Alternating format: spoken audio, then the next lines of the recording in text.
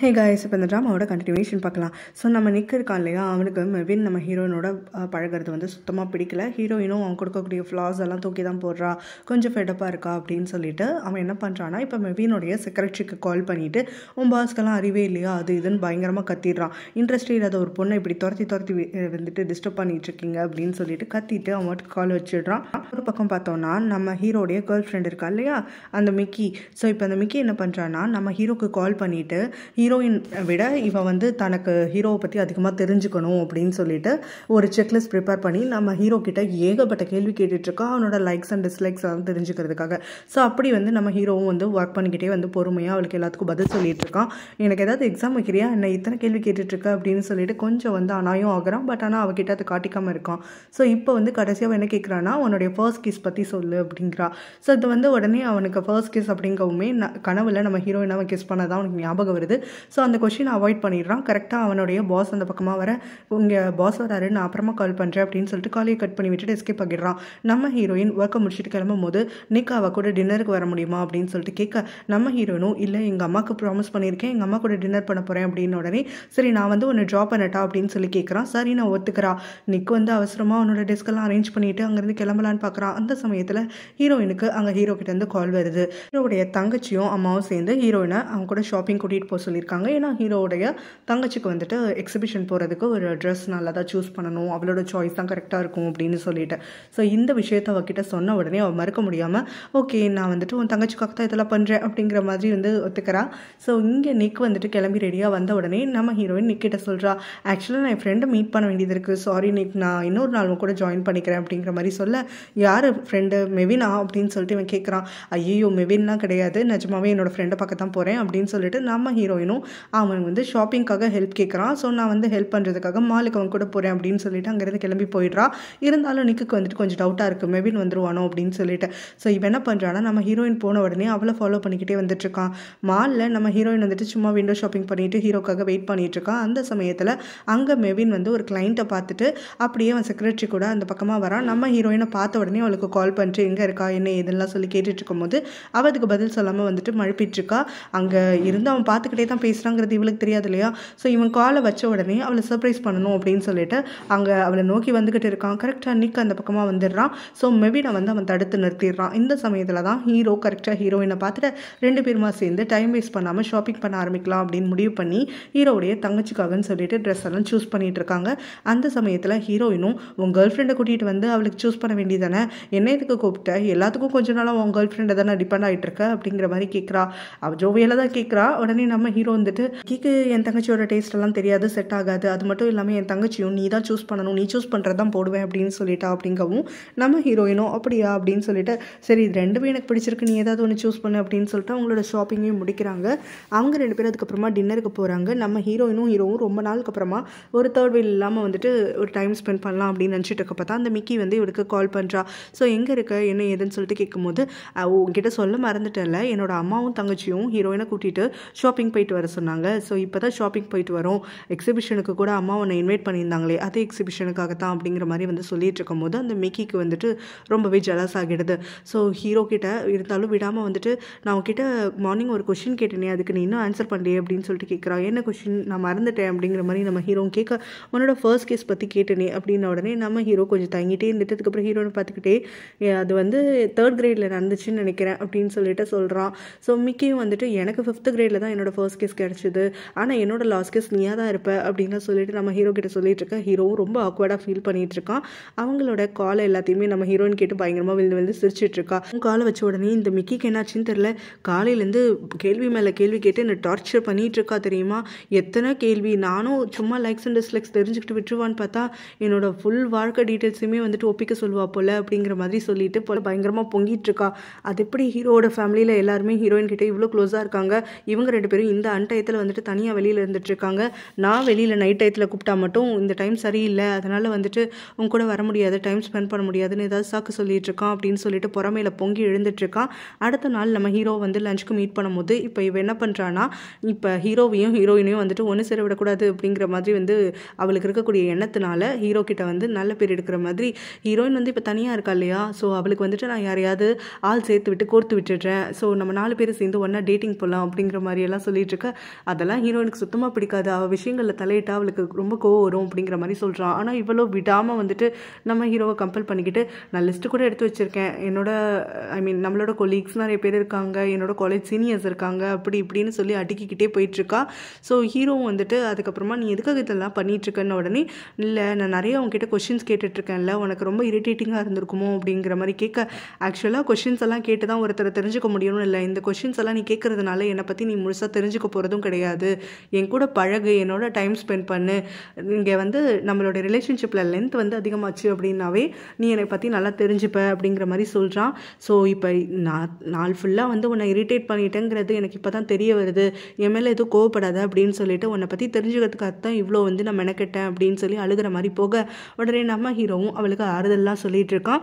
ஒரு வழியாக அவங்க 2 பேரும் அங்கேருந்து சாப்பிட்டு கிளம்பும் போது தான் வாசலில் கரெக்டாக மேவினை மீட் பண்ணுறா. சூரத்தெல்லாம் இருக்குது. ஸோ அங்கேருந்து கிளம்பி போனதுக்கப்புறமா நைட்டு நேரத்தில் நம்ம ஹீரோயின் ஆஃபீஸ் விட்டு வர வரைக்கும் அவளோட வீட்டு வாசலில் காத்திருந்துட்டு அவகிட்ட கொஞ்சம் தனியாக பேசணும்னு சொல்கிறான். ஏன்னா என்கிட்ட பேசுறதுக்கு பெர்மிஷன்லாம் கேட்குற அப்படின்னு சொல்லிட்டு நம்ம ஹீரோயினும் வந்து சிரிச்சுக்கிட்டே கேட்க, மேவினும் நீயும் ஒன்றா ஒர்க் பண்ணுறீங்களா அப்படின்னு சொல்லிட்டு கேட்குறான். ஆமாம், என்னோட பாஸ் தான் கூட்டிகிட்டு வந்தாங்க அப்படின்னு சொல்லிட்டு அந்த ப்ராஜெக்ட்டை பற்றி லைட்டாக வந்து எக்ஸ்பிளைனும் பண்ணுறா. ஸோ இந்த மாதிரி இவங்க 2 பேரும் பேசிகிட்டு இருக்கும் போது நம்ம ஹீரோவும் உடனே கோவப்பட்டு கேட்குறான், நீ எதுக்காக வந்துட்டு இந்த விஷயத்தை என்கிட்ட இருந்து மறைச்ச அப்படின்னு சொல்லிட்டு. மறைச்சான்லாம் ஒன்றும் கிடையாது, உனக்கு இதுக்கும் என்ன சம்மந்தம் இருக்குது, நாங்கள் 2 பேரும் ஜஸ்ட் ஒர்க் பார்ட்னர்ஸ் அவ்வளோதானே, அதை பற்றி நான் எதுக்காக வந்துட்டு விளம்பரப்படுத்திக்கணும், அதனால தான் சொல்லாமல் இருந்தேன் அப்படின்னு நம்ம ஹீரோயின் சொல்கிறா. இல்லை நீ மறைச்சிருக்க, உன் மனசில் வேறு என்னவோ எண்ணங்கள் இருக்குது அப்படிங்கிற மாதிரி அவள் சொல்ல, நம்ம ஹீரோயின் கடும் வந்துட்டு நீ மனசில் வந்துட்டு வேறு எந்த ஒரு எண்ணமும் இல்லாமல் இருந்திருந்தா நீ கண்டிப்பாக வந்துட்டு இந்த மாதிரி என்கிட்ட விஷயத்த சொல்லாமல் இருந்திருக்க மாட்டேன் அப்படின்னோடனே, உனக்கு கேர்ள் ஃப்ரெண்ட் வந்ததுலேருந்தே நீயும் தான் என்கிட்ட பல விஷயங்களை மறைச்சிக்கிட்டு தான் இருக்க, நான் அதை பற்றி உங்ககிட்ட ஏதாவது கேட்டேனா, சும்மா நீ மட்டும் எனக்கு குறை சொல்லிக்கிட்டே இருந்துட்டுருக்க அப்படின்னு சொல்லிட்டு நம்ம ஹீரோனும் கடுப்பேறி கத்துறதுக்காக ஆரம்பிச்சிடுறா. என்னை பற்றி எல்லாம் தெரியும் அப்படின்னு சொல்லிட்டு இப்போ பேச ஆரம்பிக்கிறியே, உனக்கு என்னை பற்றி என்ன தெரியும், ஃபுல்லான ஃபர்ஸ்ட் லவ்வில் பிரேக் ஆகியிருக்கியா, அதுக்கு அடுத்தது ஒருத்தனை நம்பி உன்னோட பர்த்டே அன்னைக்கும் கூட வந்துட்டு ஒருத்தன் பிரேக்கப் பண்ணியிருக்கானா, அது மட்டும் இல்லாமல் உன்னோடைய ஜூனியர் இன்டர்ன் கூட உன்னோட ப்ரொமோஷனுக்காகன்னு சொல்லிட்டு உன்னோட ரிலேஷன்ஷிப்பில் இருக்கிற மாதிரி உன்னை ஏமாத்திருக்கானா, இதெல்லாம் எனக்கு நடந்திருக்கு, என்னோட பெயின் உனக்கு எங்கே தெரியும், ஒரு தடவை அடிப்பட்டவன் நான், திரும்ப திரும்ப வந்துட்டு அதே ஹர்ட்டில் இருப்பேனா, ஒருத்தனுக்கு சான்ஸ் கொடுத்தேன் அப்படிங்கிறது வந்துட்டு அதில் நான் அட்வான்டேஜ் எடுத்துக்க போகிறேன்னு கிடையாது, நீ என்னை பற்றி புரிஞ்சுக்காம கண்ணா பின்னான்னு பேசுகிறல, நான் எதுக்குமே டிசர்விங் இல்லைல்ல, நீ மட்டும் உன் கேர்ள் ஃப்ரெண்ட் கூட சந்தோஷமாக இருப்ப, நான் மட்டும் எனக்குமே லைஃப்பில் வந்து அழுதுகிட்டே இருக்கணும்னு நினைக்கிறியா அப்படின்னு சொல்லி கத்திட்டு அங்கிறது கிளம்பி போயிடுறா. ஹீரோவும் தான் பேச வந்தது வந்துட்டு நினச்ச மாதிரி போகலையே, தான் தான் வந்துட்டு ஒரு வேளை தப்பாக புரிஞ்சுக்கிட்டோமோ அப்படிங்கிற மாதிரி யோசிக்கிறான். அந்த சமயத்தில் தான் அந்த மிக்கு வந்துட்டு அவளுக்கு கால் பண்ணிவிட்டு, நான் உன் பேரண்ட்ஸ்க்காக திரும்ப வந்துட்டு லஞ்ச் ப்ரிப்பேர் பண்ணணும்னு ஆசைப்பட்றேன் அப்படின்னோடனே நம்ம ஹீரோவும் சரின்னு சொல்லிடுறான். ஸோ இவன் வந்து ஹீரோயின் கிட்ட எவ்வளோ தான் வந்துட்டு கோவப்பட்டாலும் இதை வந்து அவனோட கேர்ள் ஃப்ரெண்ட் கிட்ட காட்டாமல் இருக்கிறான். அது வந்து பார்க்கறதுக்கு கொஞ்சம் நல்லா இருக்குது. அதுக்கப்புறமா அடுத்த நாள் பார்த்தோன்னா இந்த மிக்கி வந்து எல்லாருக்கும் லஞ்ச் வந்து ப்ரிப்பேர் பண்ணி தரா. ஸோ ஹீரோடைய ஃபேமிலியில் எல்லாரும் வந்து அதை என்ஜாய் பண்ணிட்டு இருக்கும்போது தான் நம்ம ஹீரோயின் அங்கே உள்ள என்ட்ரி ஆகிறா. ஹீரோயினை பார்த்த உடனே அது வரைக்கும் அமைதியாக இருந்த ஹீரோடைய அம்மாவும் உடனே போய் அவளை கட்டி பிடிச்சிக்கிட்டு, ரொம்ப நாளுக்கு அப்புறம் இப்போ தான் இங்கே வரதுக்கு உனக்கு வழி தெரிஞ்சுதா அப்படின்னு சொல்லி பேசிகிட்டு இருக்கும்போது அந்த மிக்கிக்கும் வந்து மூக்குடைஞ்சு போயிடுது. அவளும் வந்து இந்த இடத்துல அவளுக்கு அந்த மாதிரி வந்து நடக்கலையே, ஹீரோடைய அம்மா அவளுக்கு முன்னுரிமை கொடுக்கலையே அப்படிங்கிற மாதிரி வந்துட்டு ரொம்ப ஜெலஸாக ஃபீல் பண்ணிட்டு இருக்கா. இங்கே ஹீரோயினும் வந்துட்டு உங்களை பார்க்கறதுக்காக தான் வந்தேன், அம்மா வந்துட்டு கொஞ்சம் ப்ரிப்பரேஷன்ஸ்லாம் பண்ணும்போது கேக் வந்து கொஞ்சம் எக்ஸ்ட்ரா இருந்துச்சு, உங்களுக்கு அது பிடிக்கும்னு சொல்லி தான் கொண்டு வந்தேன் அப்படின்னு சொல்லிட்டு பேசிகிட்டு இருக்கும்போது, இங்கே என்னோட பையன் உன்னை எக்ஸிபிஷனுக்கு இன்வைட் பண்ணானா அப்படின்னு சொல்லிட்டு கேட்க, நம்ம ஹீரோயினும் எப்போவுமே எதையுமே மறக்காமல் இருந்துட்டு இப்போலாம் எல்லாத்தையும் மறைச்சிட்டு இருக்கான் அப்படின்னு சொல்லி மனசுக்குள்ளே முணங்கிக்கிட்டே, இல்லை உங்கள் பையன் என்னை இன்வைட் பண்ணல அப்படின்ன உடனே அந்த எக்ஸிபிஷன் வைக்கிறார் இல்லையா, அந்த அங்கிளும் அப்புறம் ஹீரோயினுடைய அம்மாவும் சேர்ந்து நம்ம ஹீரோயினை இன்வைட் பண்ணுறாங்க. ஹீரோயினும் ஓகே ஆண்டி நீங்கள் கூப்பிட்டு நான் வராமல் இருப்பேன், நான் கண்டிப்பாக வரேன் அப்படிங்கிற மாதிரி உடனே பார்த்துக்கிறேன் ஆண்டி அப்படிங்கிற மாதிரி சொல்கிறா. ஸோ ஹீரோடைய அம்மா வந்து அங்கே மிக்கியை ட்ராப் பண்ண தானே போகிறேன், அப்படியே இவள் வீட்டில் வந்து இவளை இறக்கி விட்டால் உனக்கு என்ன வலிக்குது அப்படிங்கிற மாதிரி திட்டுறாங்க. ஹீரோவும் அவள் தான் வரலங்கிறாள்ல, 4 வீடு தாண்டி போகிறதுக்கு அவளுக்கு சாப்பிட்டதாவது சரிக்கும் விடுங்க அப்படின்னு சொல்லிட்டு பேசிக்கிட்டே நம்ம ஹீரோயினும் அவனும் மாற்றி மாற்றி முறைச்சிக்கிட்டே இருக்க, அப்போ தான் நடுவில் வந்துட்டு சுச்சுவேஷனை ஹேண்டில் பண்ணலாம்னு சொல்லி ஹீரோட தங்கச்சியும், நான் ஹீரோயின் கிட்ட கொஞ்சம் விஷயங்கள் தனியாக வந்து பேசணும், அதனால் நான் அவளை கூட்டிகிட்டு போய் வீட்டில் ட்ராப் பண்ணிட்டு வரேன் அப்படின்னு அவங்க அம்மா கிட்ட சொல்ல, அவங்க அம்மாவும் சரின்னு சொல்லிடுறாங்க. ஹீரோயினும் ஹீரோ கூட டைம் ஸ்பெண்ட் பண்ண வேணாம் அப்படின்னு சொல்லிட்டு அவனோட தங்கச்சியை கூட்டிகிட்டு அங்கேருந்து கிளம்புறா. ஸோ ஹீரோ வந்துட்டு இதை பார்த்துட்டே இருந்துட்டு மிக்கியை கூட்டிகிட்டு அங்கேருந்து கிளம்பி போயிடுறான், ஹீரோயினுக்கு ஒரு பதில் கூட சொல்லாமல். ஸோ இங்கே வந்து அடுத்த ஹீரோயினும் ஹீரோடைய தங்கச்சியும் வந்து கண்ணு தெரியாதுன்னு நினைக்கிறேன், பக்கத்துலேயே இவ்வளோ சூப்பரான ஒரு பொண்ணை வச்சுக்கிட்டு எங்கேயோ ஊர்லேருந்து யாரோ க்யூட்டாக இருக்கான்னு சொல்லிட்டு எனக்கு அம்மாவுக்கு பிடிக்காதவளெல்லாம் கொண்டு வந்து நடு வீட்டில் வச்சுட்டு இருக்கான் அப்படின்னு சொல்லிட்டு இருக்க, இந்த மாதிரி லவ்வெல்லாம் ஃபோர்ஸ் பண்ணிலாம் வராது தெரியுமா, நம்ம நினைக்கிறோங்கிறதுக்காக ஒருத்தரையும் இன்னொருத்தரையும் வந்து சேர்த்து வச்சிட முடியாது, அது தானாக அமையணும், நம்ம வந்து ஃபீலிங்ஸை ஃபோர்ஸ் பண்ண முடியாது, உங்கள் அண்ணனுக்கு என் மேலே அந்த ஃபீலிங்ஸ் இல்லை, அதனால ஃப்ரீயாக விடு, இதை பற்றி பேச வேண்டாம் அப்படிங்கிற மாதிரி சொல்ல, நீ என்ன சொன்னாலும் சரி, நீயும் எங்கள் அண்ணனும் தான் பர்ஃபெக்டான மேட்ச், நான் எத்தனை வருஷமாக உங்கள் 2 பேரையும் வந்துட்டு பார்த்துட்ருக்கேன் தெரியுமா சொல்லிட்டு இருக்காங்க. அவளோட பாஸ் பாஸ்ன்னு அத்தனை பேருமே வந்துட்டு அவள் அன்றைக்கி சூப்பராக ட்ரெஸ் பண்ணிட்டு வந்திருக்கான்னு சொல்லிட்டு அவளை புகழ்ந்துக்கிட்டே இருக்கா. நம்ம ஹீரோயினுக்கும் வந்துட்டு குஷி தாங்கலை. சும்மா தான் அப்படி வந்தேன் அப்படின்னு சொல்லி எல்லாருக்கிட்டையும் காரணம் வேறு சொல்லிட்டு இருக்கா. அப்படி இருக்கும்போது தான் அவங்க பாஸ் வந்து சொல்கிறாரு, இன்னைக்கு இந்த ப்ராஜெக்ட்டுக்கு வந்துட்டு நம்ம டிஸ்கஷனுக்கு மெபின் வந்து வரலையா, ஏதோ இம்பார்ட்டன்ட் மீட்டிங் இருக்குன்னு சொல்லிட்டு வெளியில் கிளம்பிட்டாங்களாம் அப்படிங்கிற மாதிரி சொல்ல நம்ம ஹீரோயினுக்கும் பக்குன்னு ஆகிடுது. ஏன்னா மெபின் வந்துட்டு இவகிட்ட எதுவுமே சொல்லலை.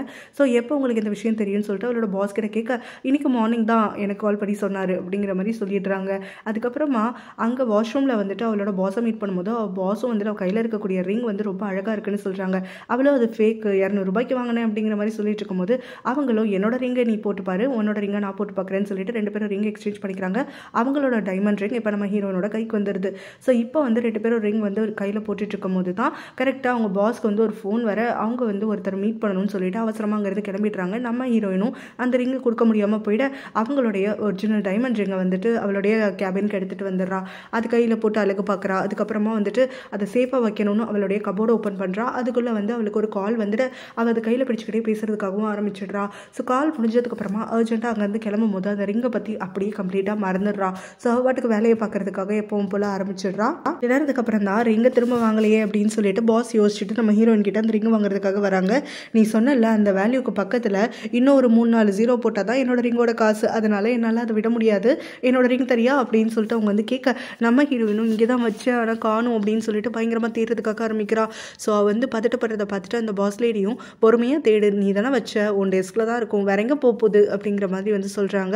அதுக்குள்ளே அவங்களுக்கு இன்னொரு மீட்டிங்க்கு டைம் ஆயிடுச்சுன்னு சொல்லிட்டு நீ தேடி வை நான் வரேன் அப்படின்னு சொல்லிட்டு அவங்க அங்கேருந்து கிளம்பி போயிடுறாங்க. நம்ம ஹீரோயினும் அவளோட பெஸ்டியும் சேர்ந்து பயங்கர ஆன்ஷியஸாக வந்துட்டு அந்த ரிங்கை வந்து நம்ம ஹீரோனோட டெஸ்கில் தேடுறதுக்காக ஆரம்பிச்சிடுறாங்க.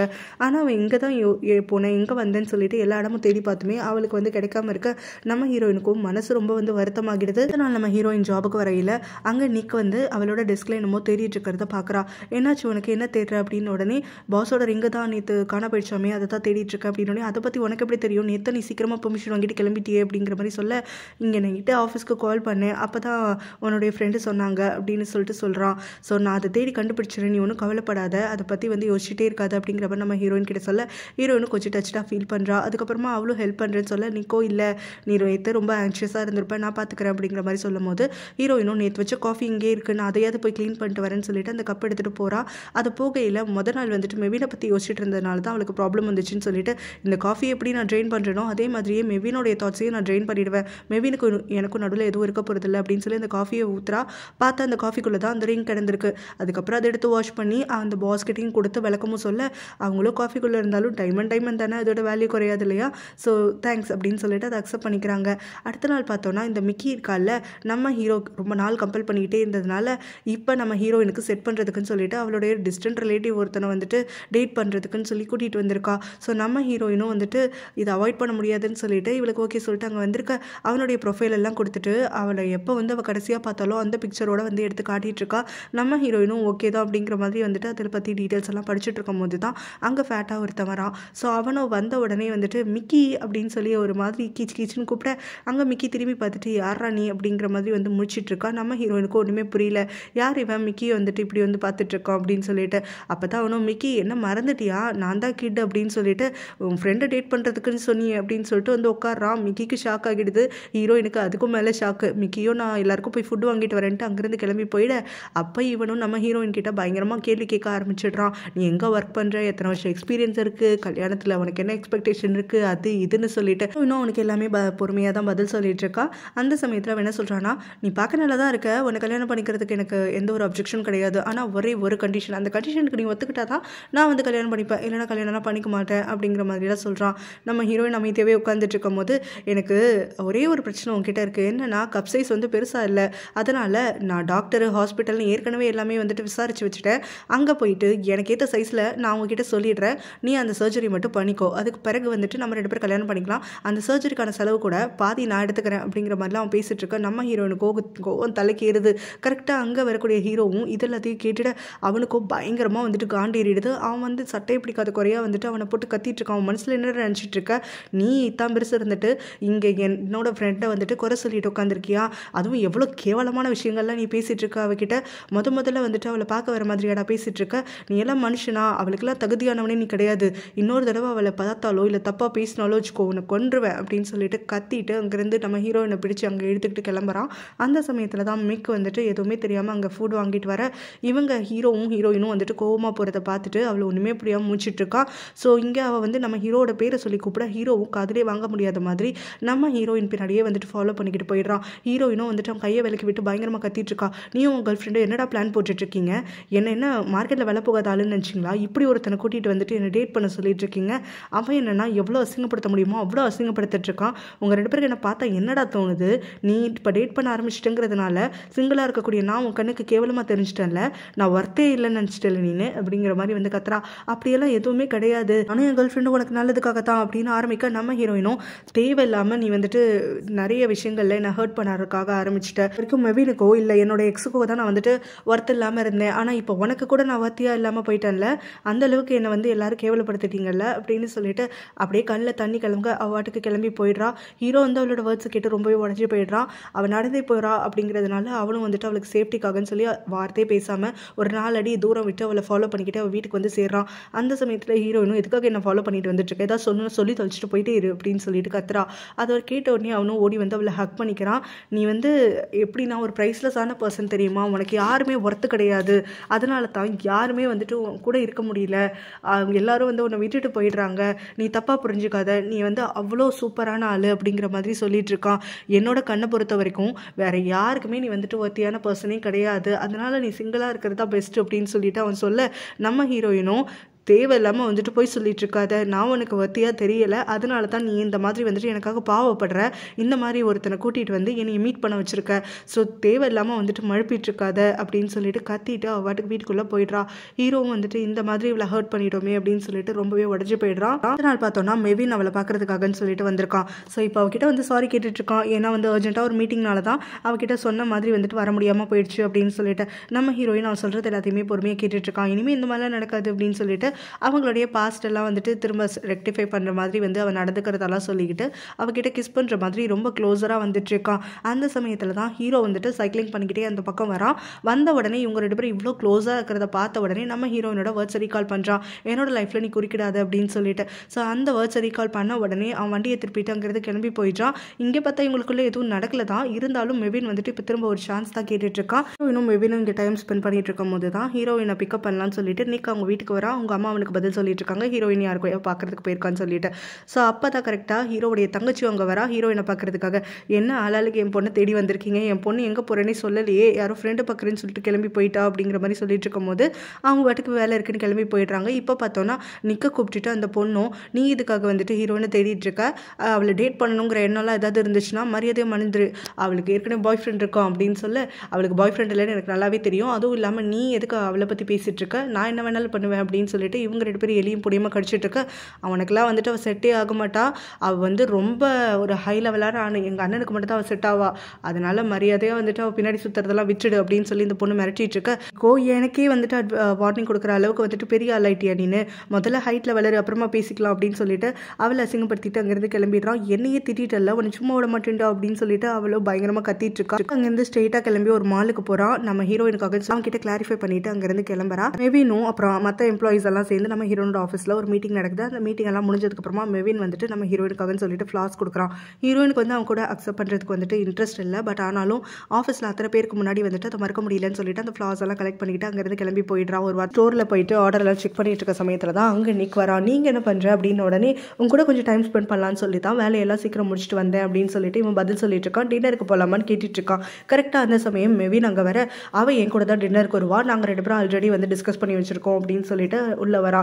ஸோ நம்ம ஹீரோயினும் நீங்கள் என்ன பண்ணுற, உன்னோட வேலையை உன்னோட டைம் எல்லாம் உனக்கு முக்கியம் இல்லையா அப்படின்ன உடனே அதெல்லாம் எதுவும் கிடையாது, நான் வந்து உனக்கு ஹெல்ப் பண்ணுறதுக்கு தான் வந்தேன் அப்படின்ன உடனே இங்கே இவங்க 2 பேரும் மாற்றி மாற்றி கடிச்சிட்டு இருக்கும் போது தான் நம்ம ஹீரோயினுக்கு ஹீரோ கிட்ட இருந்து ஒரு மெசேஜ் வருது, இன்னைக்கு நீ ஃப்ரீயாக இருக்கியா, நான் உங்ககிட்ட கொஞ்சம் பேசணும் அப்படின்னு சொல்லிட்டு.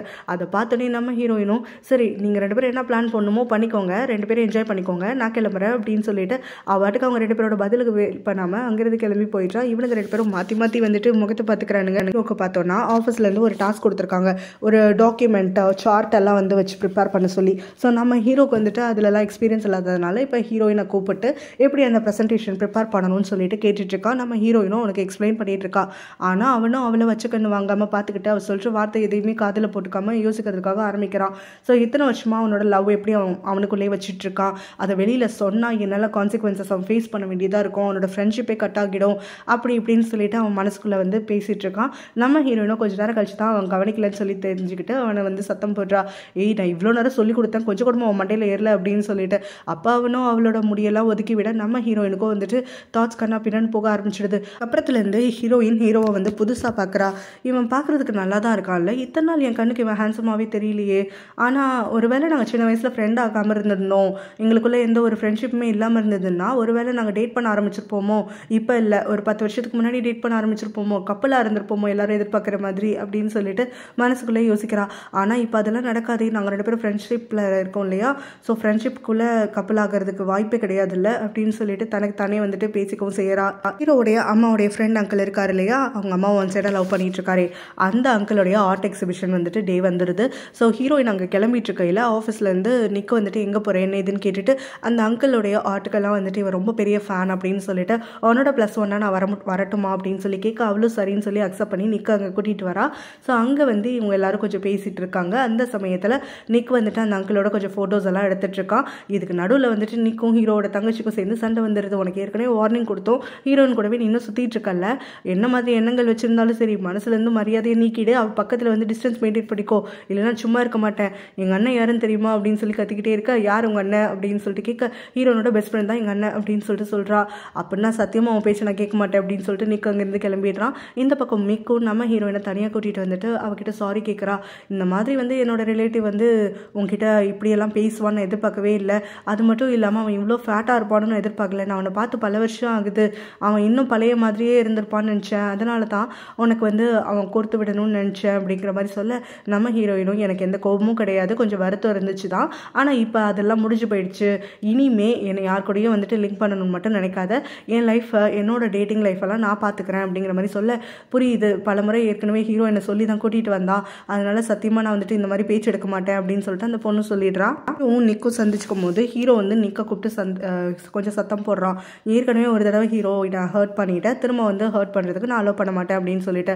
அவனும் ஆமாம் அப்போ நான் வந்து ஹர்ட் பண்ணது நிஜமாவே உண்மை தான், ஆனால் ஹீரோயினை பற்றி நல்லா தெரிஞ்சுக்கிட்டதுக்கப்புறம் அவகிட்ட பழகினதுக்கப்புறமா நிஜமாவே நான் வந்துட்டு அவளை விரும்புறதுக்காக ஆரம்பிச்சிட்டேன். ஸோ அதை தான் இப்போ வந்து நான் அவகிட்ட காட்டுறதுக்காக முயற்சி பண்ணிகிட்ருக்கேன், அவளை டேட் பண்ணணும்னு நினைக்கிறேன் அப்படிங்கிற மாதிரி வந்து சொல்கிறான். இதை கேட்டோடனே ஹீரோவும் அதெல்லாம் நான் பார்த்துக்கிறேன், கண்டிப்பாக வந்துட்டு ஹீரோயினை நான் கூடிய சீக்கிரத்தில் டேட் பண்ணுவேன் அப்படிங்கிற மாதிரி நீக்கு ரொம்ப கான்ஃபிடென்ட்டாக சொல்கிறான். நைட்டு ஹீரோயினை மீட் பண்ணக்கூடிய ஹீரோவும் அவகிட்ட போயிட்டு சத்தம் போடுறான், அவனுக்கு ஏதாவது அம்னிஷியா வந்துருச்சா இல்லை ஷார்ட் டேர்ம் மெமரி லாஸ் வந்துருச்சா, அந்த நிக் உன்னை எவ்வளோ ஹர்ட் பண்ணியிருக்கான், திரும்ப திரும்ப வந்துட்டு அவன் கூடவே க்ளோஸாக சுற்றிட்டு இருக்கன்னு உடனே நாங்கள் 2 பேரும் ஒர்க் பார்ட்னர்ஸ் ஒன்றா வந்து ஒர்க் பண்ணுறோம், அப்படி இருக்க போய் எப்படி அவாய்ட் பண்ண முடியும், அது மட்டும் இல்லாமல் நான் அவனை மன்னிச்சிட்டேன், அவனும் திருந்திட்டான், அதனால நான் வந்து என்னோட பாயிண்ட்டை ஸ்ட்ரெயிட்டாக அவன்கிட்ட சொல்லிட்டேன், எங்களுக்குள்ளே வந்து ஒர்க் ரிலேஷன்ஷிப் நீ திரும்ப திரும்ப பணத்தை போய் தான் பண்ணிட்டு இருக்க, மெவின் விஷயத்துலேயும் சரி இல்லை இந்த நிக்கோட விஷயத்துலேயும் சரி யார் தூரமாக வச்சுக்கணும்னே உனக்கு தெரியல, நீ மனசு உடஞ்சி திரும்ப என்கிட்ட தானே வருவேன் அப்படின்னு நீ ஒன்று எனக்கு ஆறுதல் சொல்ல தேவையில்ல, சும்மா வந்துட்டு வேடிக்கை மட்டும் பார்க்குறியா, போயிட்டே இரு, சும்மா நான் உங்க ஸோ என்ன ஒன்றால் புரிஞ்சுக்க முடியல அப்படின்னா